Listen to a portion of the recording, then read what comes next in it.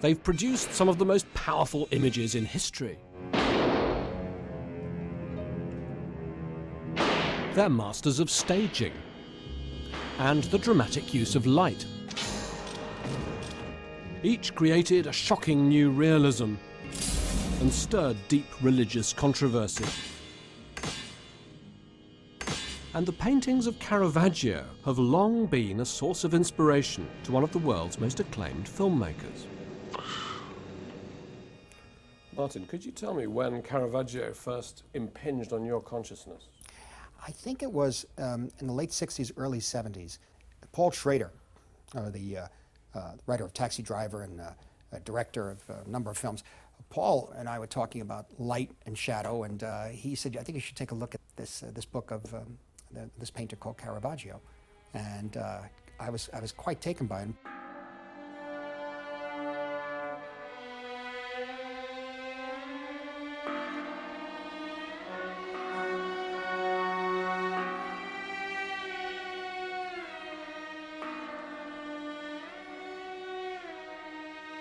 Did you feel that his approach could be taken into cinema?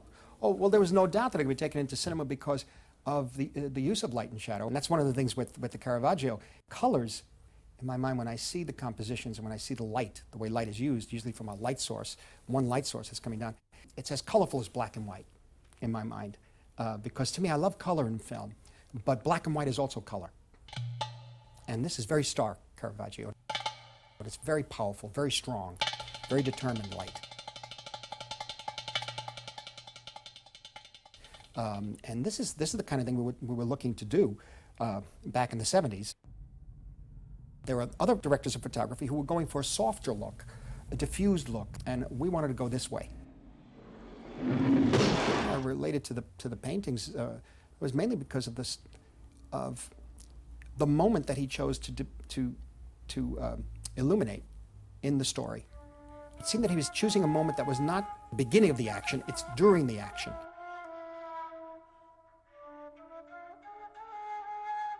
Judith cutting up the head of Holofernes. You sort of come upon the scene midway, and you're immersed in it. It was very different from the paintings and the composition of the paintings, of course, that preceded it, I thought.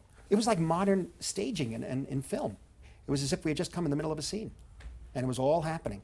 We felt an affinity with the work because they didn't seem like the usual models from the Renaissance. These were people who were really living life. It was direct and powerful that way, and was startling. You have an amazing visual memory. You remember scenes. You remember scenes, films. It's like you're playing them in your head. Mm-hmm. I mean, do you have that with Caravaggio? Are there particular images of his that you can almost see in your mind's eye? Are there pictures that are favourites of yours? The favorite one that I had was the conversion of Paul, in the sense of being under the horse, his arms reaching out. It seems undignified. You automatically would see other traditional paintings of conversion of St. Paul on his knees looking up, a beam of light hitting him or something. He's under the horse practically, and the horse becomes the image in a sense, the composition. But it makes him so vulnerable and makes it so moving and so, I must say, realistic. The other painting in that little chapel is amazing as well, the crucifixion of Peter upside down. And you again, can feel the visceral quality of it, the physicality to crucify a man. Yeah. You know, the trouble that one goes to, you know. I mean, really, to do such pain and suffering to another human being, create such pain. I mean, the determination to do that is so disturbing and so powerful. That pullulates through Goodfellas. I mean, the sheer hard work of killing a guy. Oh, yes, exactly. You know, and he's in the boot and he's still alive. He's still alive. And they get annoyed with him that he's still alive. They have to go through more work to kill him. And then they have to bury him. And they have to bury him. Then they have to dig up the body later on because police are going around digging up the place. There is an element of the street level, the basic primal level of existence, survival. And I see that in his work. Are there any scenes in your movies that were consciously Caravaggesque? He sort of pervaded the entire bar sequences in Mean Streets. There's no doubt about that. The way I shot the camera movement, the choice of action. I literally had to stage a scene making films with street people, really, is what it's about. I see this in his choice of the models. they seem to be, it's as if he takes the Virgin Mary, has a prostitute play the Virgin Mary. Some think Caravaggio did indeed hire a prostitute to model for the Virgin Mary, an inflammatory casting decision that got the painting removed from church. This isn't right. Lena's up there on the church wall. Yes, but she's Mary. a woman, you know, and the Virgin Mary's a woman. I mean, this is all something. But this is all something that is, it's shocking and provocative, but it doesn't judge the person. It doesn't make judgment on the prostitute by making her the Virgin Mary, and this is something very powerful and compassionate, I think. That's the Jesus that we wanted to put in Last Temptation. That really came from working out with Paul Schrader, all this stuff from Caravaggio in the 70s. Scorsese also succeeded at offending church authorities with what was considered a heretical representation of Jesus Christ.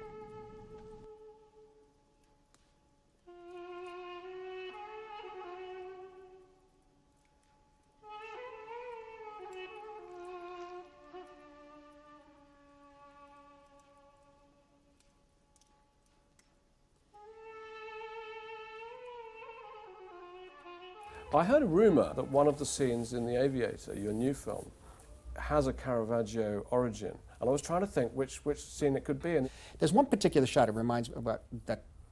I don't say it's like it, but it had the inspiration, and put it that way, coming from Caravaggio. And that's again in that screening room.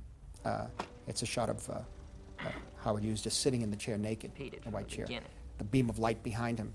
And it goes silent for a beat or two. And there's a man standing in the background who walks in wearing white gloves. And he's suddenly confronting the audience with his suffering. If there is any variation of these instructions, even to the smallest degree, the entire process must be repeated from the beginning. As whether you're the richest man in the world or not, whether you agree with his politics or not, whether he is a human being suffering. And that was the image that we pulled from our sort of collective memory of this. Caravaggio lived a tumultuous life, a bit like a character in a Scorsese film. His last 6 years were spent on the run, wanted for murder after he'd killed a man in a duel. The National Gallery's exhibition focuses on Caravaggio's last years. He's gone on the run. There's a capital sentence of death on his head. And it's really interesting that he too, in these last years, it seems to me, he becomes, it's like he goes into some primal area of art that's earlier even than the Renaissance. He revives the Renaissance, but he's going back. He's going back to something really primitive and dark. The way he lived on the edge. He had a truth about life that he knew from the street, from his own gut, and he just put it up there on the canvas. And the beauty of it is that the sacred is up there along with the profane at the same time. The profane becomes a sacred and vice versa, because they're street people. They're human beings. It doesn't matter if it's a prostitute. The saints are still human too. One other thing that you have in common with him is that he has a habit of casting himself in small roles. Do you know that? He casts himself. I'm sure with a lot of wit. No, don't. Did I tell you to do that with the meter? Put the meter back. Let the numbers go on. I don't care what I have to pay. I'm not getting out. I think towards the end of his life, he casts himself with terrifying accuracy as somebody who does not know if he's going to be saved or if he's going to be damned. And you have the feeling that Caravaggio himself doesn't know.